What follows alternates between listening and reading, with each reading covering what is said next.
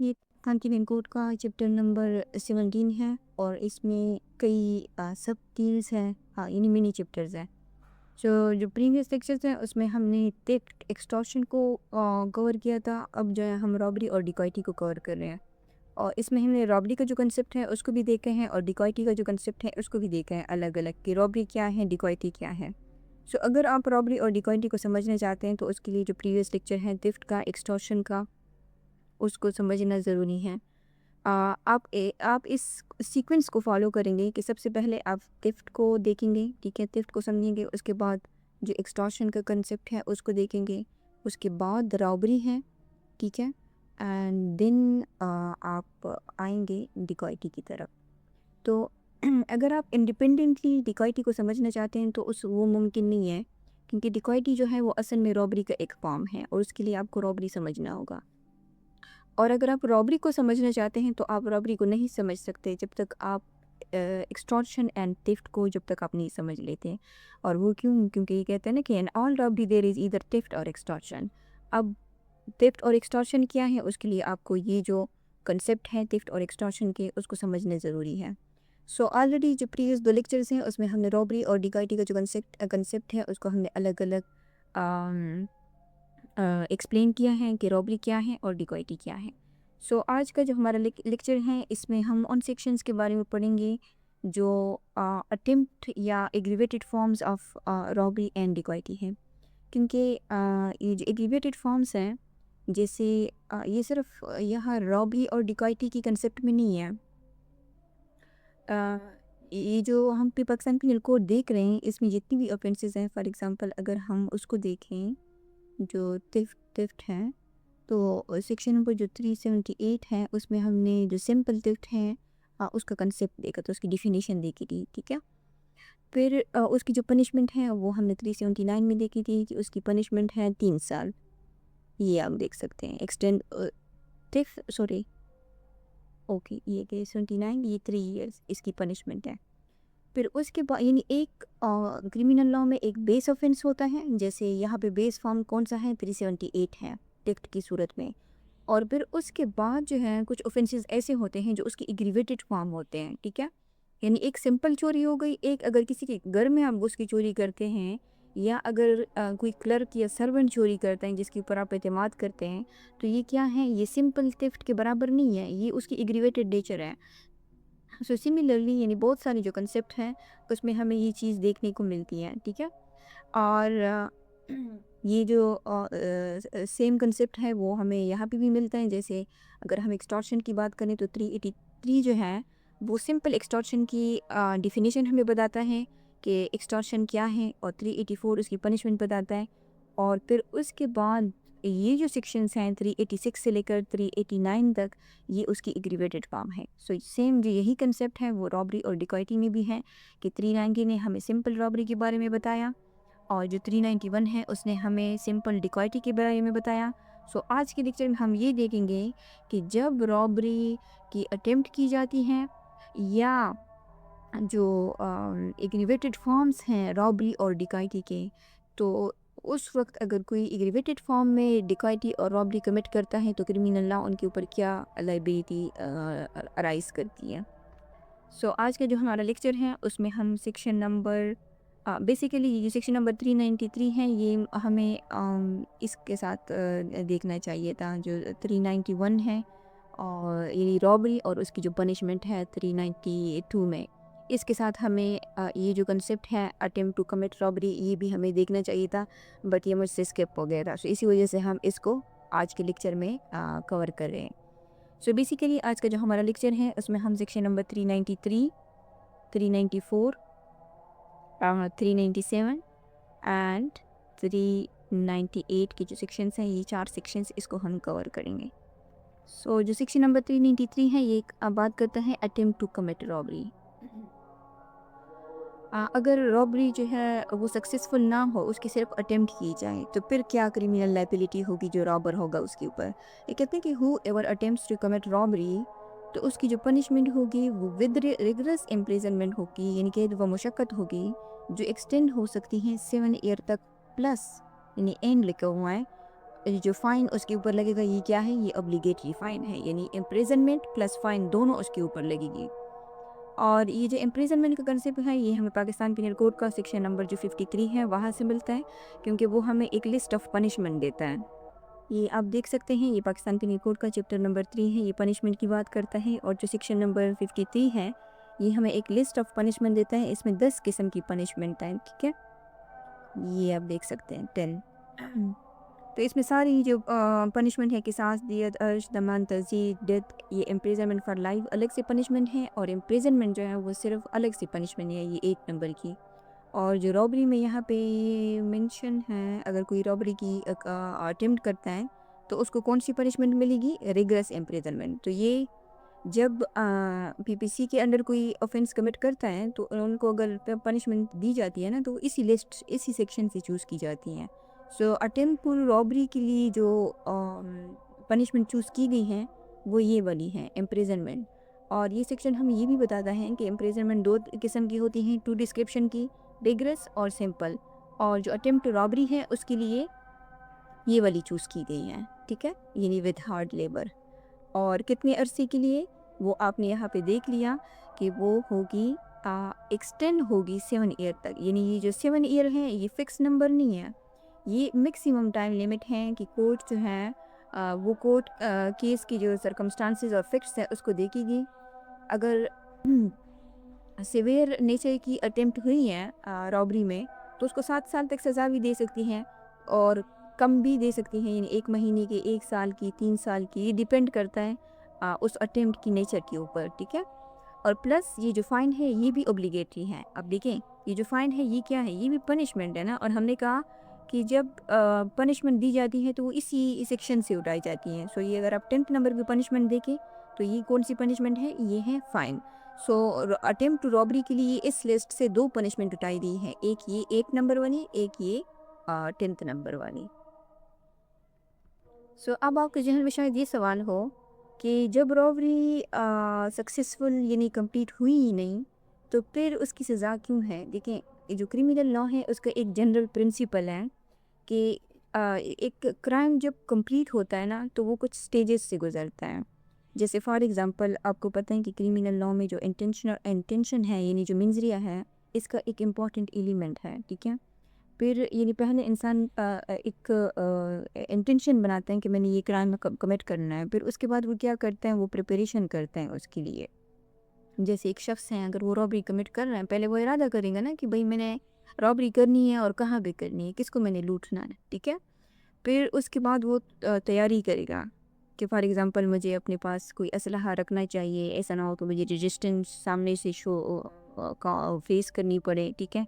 फिर जब वो प्रिपरेशन मुकम्मल कर लेगा तो उसके बाद ही वो क्या करेगा, अटेम्प्ट करेगा, ठीक है। और जब अटेम्प्ट हो जाती है तो फिर उसके बाद जो ऑफेंस है वो कंप्लीट हो जाता है। सो अगर सिर्फ इंटेंशन मौजूद हो, यानी हाँ हम जहन में बहुत कुछ सोचते हैं, तो क्रिमिनल लॉ इंटेंशन को सिर्फ पनिशेबल नहीं करता कि चाहे आप अपने जहन में किसी के खिलाफ कितने भी बुरा क्यों ना सोचे, वो आपका अपना इंटेंशन है।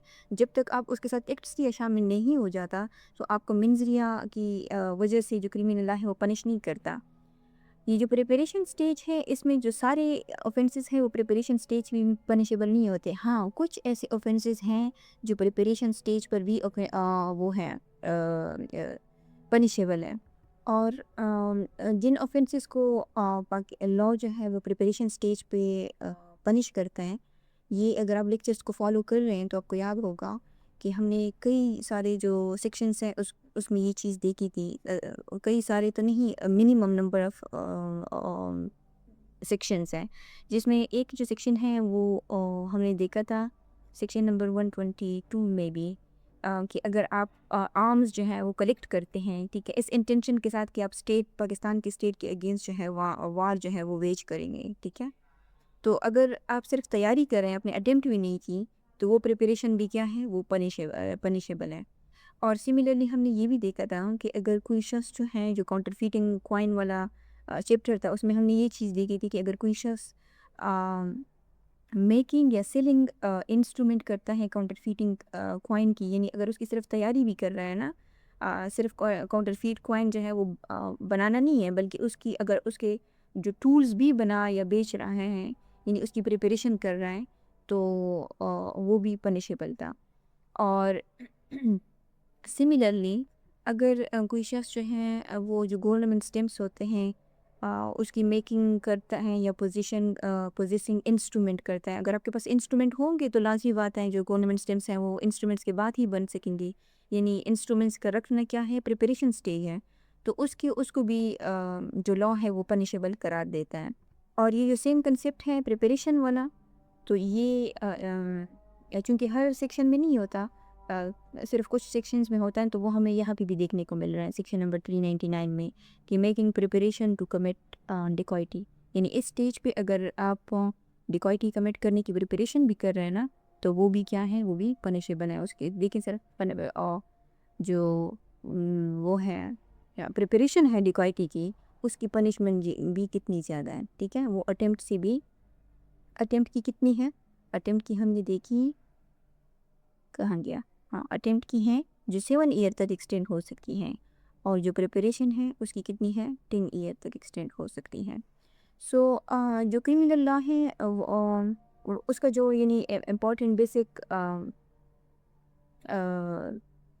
जो सीक्वेंस है वो यही होता है कि पहले इंटेंशन होता है, फिर प्रिपरेशंस होती हैं, फिर अटेम्प्ट्स होती हैं, और अटेम्प्ट्स के बाद जो ऑफेंस है वो कंप्लीट हो जाता है। सो चूँकि यहाँ पे प्रिपरेशन का कंसेप्ट आ गए हैं, तो हम लगे हाथों जो 399 है उसको भी देख लेते हैं। ये कहते हैं कि making preparations to commit dacoity, whoever makes any preparations for committing dacoity shall be punished with rigorous imprisonment, जो एक्सटेंड हो सकती हैं 10 ईयर तक। उसके साथ साथ उसके बाद उसके ऊपर लाजमी फ़ाइन जो है वो भी लगेगा। ओके, सो अटेम्प्ट में हमने ये देखा कि जो मेरे इंटेंशन है वो पनिशेबल नहीं है, लेकिन जैसे ही ये जो हु एवर है यानी जो एक्यूज्ड है, अगर वो ऑफेंस को एग्जीक्यूट करना शुरू कर देता है और कंप्लीशन के करीब पहुंच जाता है, यानी अभी कंप्लीट नहीं हुआ है, तो लॉ उस स्टेज को अटेम्प्ट कहती है, ठीक है। इसके एग्जांपल हम इस तरह ले सकते हैं कि फॉर एग्जांपल एक शख्स है ए, उसके पास एक पिस्टल है, पिस्टल लेके वो क्या करता है, बैंक में जो है वो घुस जाता है और कैशियर से कहता है कि कैश जो है वो बैग में डालो। अब जो कैशियर है वो क्या करता है कि वो अलार्म दबा देता है और पुलिस फ़ौरन ए को आकर ले जाती है, गिरफ्तार कर लेती है। अब उसको कैश तो नहीं मिला, ठीक है, तो जब कैश उसको नहीं मिला तो इसका मतलब ये है कि रबरी कंप्लीट नहीं हुई, ठीक है। लेकिन यहाँ पे जो ए है वो रॉबरी कमिट करने के स्टेज तक पहुंच गया था, इसलिए जो सेक्शन नंबर 393 है वो अप्लाई होगी, क्योंकि उसने क्या किया है, इसने अटेम्प्ट किया है रॉबरी की। और इसकी अगर हम पनिशमेंट को देखें तो इसकी पनिशमेंट 7 ईयर है, ठीक है। जैसे हमने 392 में पनिशमेंट फॉर रॉबरी को देखा था, तो उसकी पनिशमेंट यहाँ पे है 10 ईयर, यानी ये बेस ऑफेंस है। तो बेस ऑफेंस की जो पनिशमेंट होती है वो हमेशा ज़्यादा होती है, और जो अटेम्प्ट होती है 393 जो अटेम्प्ट होती है वो क्या होती है, वो उसकी कम होती है, क्योंकि यहाँ पे पनिशमेंट फॉर रॉबरी यानी रॉबरी जो है वो कमिट हो चुकी है, ठीक है। तो इस वजह से उसकी जो पनिशमेंट है वो ज़्यादा है। अब जो नेक्स्ट सेक्शन है वो है सेक्शन नंबर 394। ये बात करता है voluntarily causing hurt in committing robbery. अब एक रॉबरी जो है वो क्या हो रही है, कमिट हो रही है, और जो रॉबर्स हैं वो वॉलंटरली यानी जानबूझ के जिनके अगेंस्ट रॉबरी कमिट की जाती है उसको हर्ट काज करते हैं, तो फिर क्या क्रिमिनल लाइबिलिटी होगी, ठीक है। सो ये कहते हैं कि if any person in committing और इन अटेम्प्टिंग टू कमिट रॉबरी, अगर वो उन्होंने यानी वो रॉबरी कमिट कर ली है कमीशन के दौरान या अटेम्प्ट के दौरान, जैसे यहाँ पे अटेम्प्ट की एग्जांपल मैंने दे दी कि जब कमीशन तब होगा जब एक्चुअल रॉबरी कंप्लीट हो चुकी है, अटेम्प्टिंग तब होगा जब वो कमीशन कंप्लीशन के स्टेज तक यानी पहुँच गई हो लेकिन कंप्लीशन हुई नहीं है, ओके। सो अगर कोई शख्स रॉबरी कमिट करता है, कमिट रॉबरी करता है या अटेम्प्टिंग टू या उसकी अटेम्प्ट करता है, और उस दौरान में क्या करता है, वॉलंटरली कॉजेज हर्ट, वो जानबूझ के हर्ट पहुंचाता है किसको, यानी सामने वाले को जिसके अगेंस्ट जो है वो रॉबरी कमिट की जा रही है। सच पर्सन यानी जिसने वॉलंटरली हर्ट काज किया है वो शख्स and any other person jointly concerned in committing or attempting to commit such robbery, या अगर उसके साथ कोई और शख्स है। देखें, जो रॉबरी की डिफिनीशन है ना, रॉबरी की डिफिनीशन में ये नहीं लिखा कि कितने बंदे रॉबरी कर सकते हैं, लेकिन हमें पता चल गया है लॉ से कि रॉबरी में कितने बंदे हो सकते हैं। रॉबरी में 1 से लेकर 4 तक के लोग हो सकते हैं। अब ये रॉबरी की डिफिनीशन में कहीं भी मेंशन नहीं है, लेकिन हमें कैसे पता चलता है कि 1 से 4 तक लोग रॉबरी में अगर 1 से 4 तक लोग अगर रॉबरी कमिट करेंगे तो वो रॉबरी होगी। वो उसके आगे का जो नया कंसेप्ट है डिकॉइटी का, ये उसकी डिफिनीशन से हमें पता चलता है, ठीक है। क्योंकि डिकॉइटी की जो डिफिनीशन है उसको अगर हम देखें, ये आप देख सकते हैं 391 में, when 5 or more persons, तो यहाँ पे 5 या उससे ज़्यादा जो लोग अगर रॉबरी कमिट करेंगे तो वो डिकॉइटी होगी। यानी डिकॉइटी भी असल में क्या होती है, रॉबरी होती है। ये देखें, when 5 or more person conjointly commit or attempt to commit a robbery, जब 5 या 5 से ज़्यादा लोग रॉबरी कमिट करते हैं तो उसका नाम डिकॉइटी बन जाता है, ठीक है। अगर 1 से लेकर 4 तक लोग वही ऑफेंस कमिट कर रहे हैं तो उसको क्या कहा जाएगा, उसको रॉबरी कहा जाएगा। सो यहाँ पे जो लिखा हुआ है ना, and any other person jointly concern in committing और attempting to commit such robbery, यानी वो जो अदर पर्सन है वो 1 से लेकर 4 तक हो सकते हैं, ठीक है। ये जो सच पर्सन है ये तो एक वाला हो गया, अगर वो एक पर्सन है जिसने हर्ट काज किए हैं। अगर उसके साथ 3 और लोग भी हैं या दो, एक और बंदा है, 2 लोग हैं या ठीक है 5 से कम है, तो कहते हैं कि वो क्या होंगे, वो शिल भी, तो वो तमाम लोग जो होंगे भले यहाँ पे जो हार्ड कास्ट किया है वो सिर्फ एक शख्स ने किया हो, लेकिन अगर उसकी कमीशंस में, रॉबरी की कमीशन में या अटेम्प्ट में बाकी लोग भी उसके साथ शामिल हैं, तो फिर उन सब की जो पनिशमेंट होगी वो इम्प्रिजनमेंट फॉर लाइफ होगी। या अगर इम्प्रिजनमेंट फॉर लाइफ केस के इफेक्ट सर्कमस्टांसेस के मुताबिक उसको नहीं दी जा रही, तो फिर उनको रिगरस इम्प्रिजनमेंट दी जाएगी, जो नॉट लेस देन 4 ईयर होगी, नॉट मोर देन 10 ईयर होगी, जो क्या हो सकती हैं 4 से 10, ये टाइम पीरियड है। 4 जो है ये मिनिमम टाइम फ्रेम है, यानी इम्प्रिजनमेंट का, और इम्प्रिजनमेंट कौन सी होगी, रिगरस इम्प्रिजनमेंट होगी, यानी 4 साल से कम तो किसी सूरत में उसको पनिशमेंट दी ही नहीं जा सकती। हाँ, 10 साल से ऊपर उसको नहीं दी जा सकती, और प्लस उसके ऊपर यानी हर एक जो फ़र्द इसमें शामिल है इस ऑफेंस में, भले हर्ट जो है वो किसी एक ने काज किया हो, लेकिन अगर रॉबरी की कमीशन के दौरान किसी को हर्ट काज हुआ है तो फिर हर एक को जो पनिशमेंट मिलेगी वो सेम मिलेगी, और उनके ऊपर जो फ़ाइन है वो भी अप्लाई होगा। तो यहाँ पे जो लॉ है वो क्या करता है, जॉइंट लाइबिलिटी का जो कंसेप्ट है ना उसकी वो एक्सटेंड करता है ये बाकी जो लोग हैं उन तक, चाहे उन्होंने जो एक्चुअल हर्ट है वो काज ना किया हो। और इसका मकसद क्या है, यानी जॉइंट लाइबिलिटी का, कि अगर ये जॉइंट लाइबिलिटी का कंसेप्ट यहाँ पे ना होता तो फिर फॉर एग्जांपल इसकी मिसाल हम इस तरह ले लें कि ए प्लस बी, ए प्लस बी प्लस सी, 3 लोग हैं, ठीक है। ये क्या कर रहे हैं, रॉबरी कमिट कर रहे हैं या अटेम्प्ट कर रहे हैं, दोनों हो सकते हैं। एक्चुअल रॉबरी की कमीशंस अगर कंप्लीट हो गई हैं तो वो कमीशन हो जाएगा, अगर अटेम्प्ट कर रहे हैं, दोनों स्टेज की बात हो रही है। कि यहाँ पे ए के पास जो है वो पिस्टल है, अब बी जो है वो फॉर एग्जांपल रॉबरी कमिट कर रहे हैं, बैंक के बाहर खड़ा है। अब जो सी है वो गाड़ी में बैठा हुआ है, तैयार, उसने इंजन स्टार्ट किया हुआ है कि जैसे ही ये दोनों फारिग होंगे तो यानी जल्दी से वो गाड़ी स्टार्ट कर लेगा। अब ये जो 3 लोग हैं, ये 3 हैं, तो इस वजह से ये क्या कहलाएगी, ये रॉबरी कहलाएगी, ठीक है। अगर 4 लोग भी होते, इनके साथ बी भी होता, तब भी ये वो होते रॉबरी कहलाती। अगर इनके साथ ई शामिल हो जाएगा 5वां बंदा तो फिर ये डिकॉइटी बन जाएगी। ऑफेंस सेम है, ओके। तो अब यहाँ पे ये 3 लोग फॉर एग्जांपल अगर वो कर रहे हैं, रॉबरी कमिट कर रहे हैं, और ये हर एक का जो रोल है वो अलग है। अब एक का जो रोल है फॉर एग्जांपल वो उसके पास पिस्टल है, वो अंदर है, ठीक है। अब उसने जैसे ही जो कैशियर है उससे कहा कि अब पैसे निकालो, कैशियर ने रेजिस्टेंस शो की, ए ने उसको पिस्टन से यानी हर्ट किया, मारा, टांग पे गोली मार दी। अब जो एक्चुअल हर्ट है वो किसने काज की, ए ने हर्ट काज की। लेकिन ये जो बी और सी हैं, क्योंकि वो क्या ही वो जॉइंटली कंसर्न इन कमिटिंग और attempting to commit such robbery है, वो भी इसके पार्टनर है ना, वो भी इसके साथ शामिल हैं।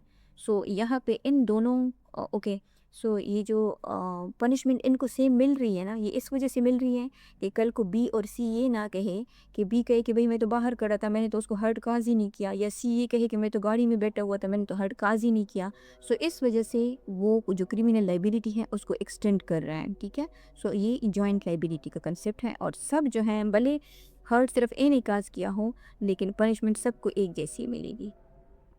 और उसकी वजह क्या है कि ये जो हर्ट है ना, ये रॉबरी की एग्जीक्यूशन का हिस्सा है।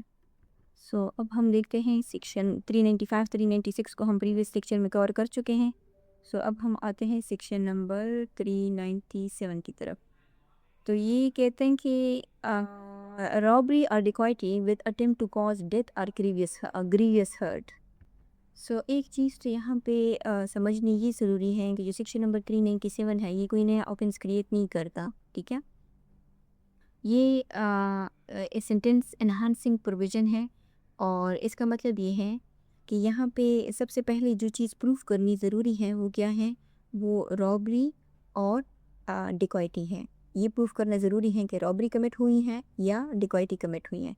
उसके बाद अगर उस रॉबरी या डिकॉइटी में के दौरान कुछ और सीरियस सर्कमस्टांसेस भी मौजूद हों, तो फिर सेक्शन नंबर 397 जो है वो पनिशमेंट को और भी सख्त कर देती हैं। और वो जो सीरियस सर्कमस्टांसेस हैं वो क्या हो सकती हैं, अटेम्प्ट टू कॉज डेथ और ग्रीवियस हर्ट। यहाँ पे दो चीज़ें मेंशन है, ग्रीवियस हर्ट, कॉज डेथ और ग्रीवियस हर्ट। बात किसकी हो रही है, अटेम्प्ट की। तो इसका मतलब ये है कि जो एक्चुअल डेथ और एक एक्चुअल जो ग्रीवियस हर्ट है उनका कॉज बनना ज़रूरी नहीं है। अगर उसकी सिर्फ अटेम्प्ट भी की गई है तब भी जो है सेक्शन नंबर 397 जो है वो अप्लाई हो सकता है। जो सेक्शन नंबर 394 है उसमें हमने काजिंग हर्ट का देखा। यहाँ पे अगर आप इसको देखें कि यहाँ पे इन काजिंग हर्ट, इसमें जो एक्चुअल हर्ट है उसको काज हो चुका है, ठीक है। और यहाँ पे किसकी बात हो रही है, अटेम्प्ट टू ग्रीवियस हर्ट की बात हो रही है। सो ये कहते हैं, इसका टेक्स्ट कहते हैं कि इफ़ कंडीशंस पूरी होना ज़रूरी है at the time of the committing robbery और डिकॉइटी, देन दोनों की बात हो रही है। द ऑफेंडर, क्योंकि डिकॉइटी भी रॉबरी ही है, बस उसमें चार से एक बंदा और मिला लो, तो अगर पाँच या पाँच से ज़्यादा लोग हो जाते हैं तो उसको नाम दिया गया है डिकॉइटी, ठीक है। तो कहते हैं कि अगर रॉबरी या डिकॉइटी के दौरान कमीशन के दौरान अगर ऑफेंडर जो है वो यूजेस एनी डेडली वेपन करता है। अब यहाँ पे उसको वो करें, इसके वर्ड के ऊपर फोकस करें, ये है यूजेस। अगर वो क्या करता है, वो डेडली वेपन जो है वो यूज़ करता है। अब जो डेडली वेपन होते हैं ये यूजुअली वो वेपन्स होते हैं जिसकी वजह से जो डेथ है या हर्ट है वो किसी को कॉज हो सकती है। जैसे पिस्टल है, जैसे पिस्टल है, जैसे AK-47 है, जैसे कोई तलवार हो गई, कोई रिवॉल्वर हो गया, ठीक है। यानी डेडली वेपन ये इन जनरल प्रिंसिपल इसका ये है कि एक ऐसी चीज़ होती है जो अपनी नेचर या यूज़ के तरीके की वजह से डेथ या ग्रीवियस हर्ट जो है वो काज कर सकती हो। और डेडली वेपन में समटाइम्स जो आयरन रॉड है या जो कुल्हाड़ी है वो भी केस के इफ़ेक्ट्स और सर्कमस्टांसेस के मुताबिक उनको भी डेडली वेपन जो है वो कंसिडर किया जाता है अगर उनका इस्तेमाल डेथ या ग्रीवियस हर्ट पैदा करने के लिए किया गया हो।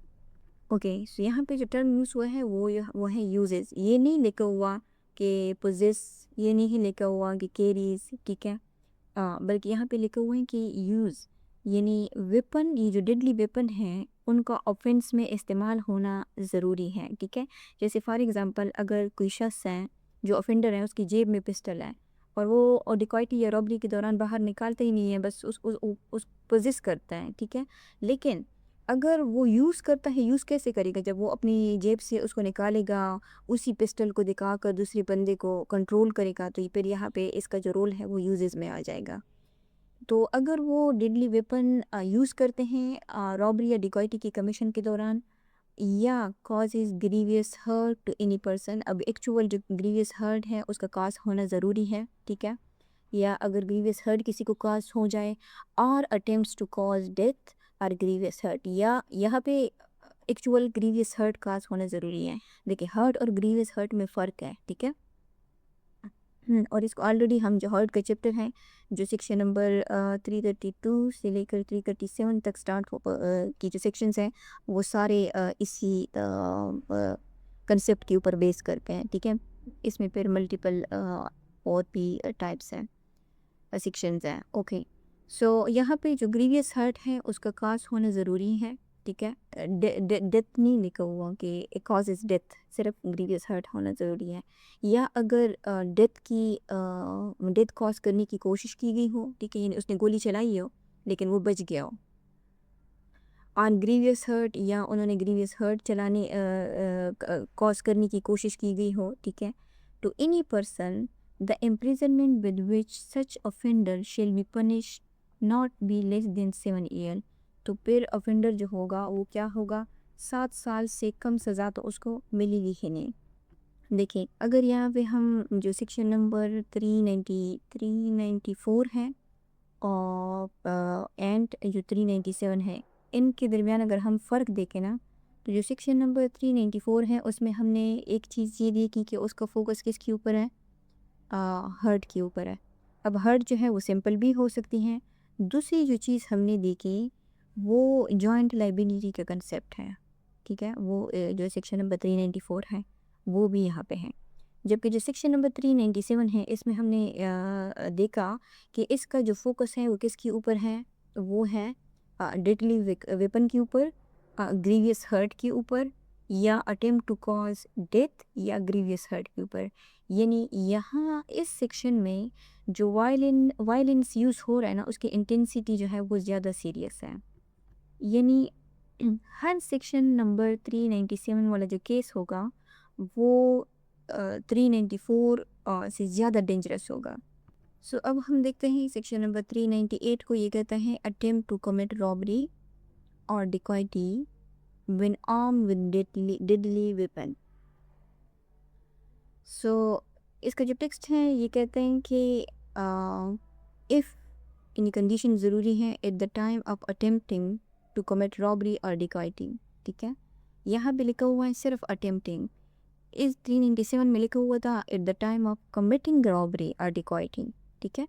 यहाँ पे किसकी बात हो रही थी, एक्चुअल कमीशन ऑफ रॉबरी की बात हो रही थी। यहाँ पे किसकी बात हो रही है कि अगर रॉबरी की एक्चुअल यानी रॉबरी कमिट करने की कोशिश की गई है लेकिन वो कंप्लीट नहीं हुई, अटेम्प्टिंग स्टेज पर रही। The offender is arm with any deadly weapon, अगर उसके पास डेडली वेपन है, ठीक है, वो मसल्ला है। The imprisonment with such offender शिल पनिश शिल not be less than 7 year. तो उसकी जो पनिशमेंट होगी वो क्या होगी, 7 ईयर से एक्सीड कर सकती है लेकिन 7 ईयर जो है वो मिनिमम पनिशमेंट है।